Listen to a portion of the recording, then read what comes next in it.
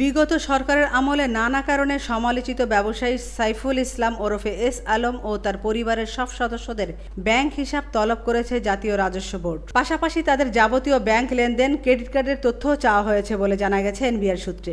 দেশের 64টি ব্যাংক, 15টি আর্থিক প্রতিষ্ঠান, সঞ্চয় অধিদপ্তর ও ডাক বিভাগের শীর্ষ নির্বাহীদের কাছে এসব তথ্য চাওয়া হয়েছে।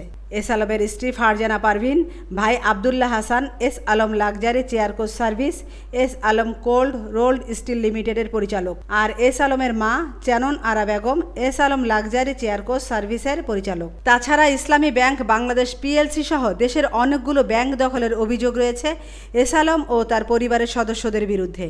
তৎকালীন সরকারের প্রশ্রয়ে তিনি এসব করেছেন বলে অভিযোগ রয়েছে। আমেনা ইসলাম, আজকের সংবাদ।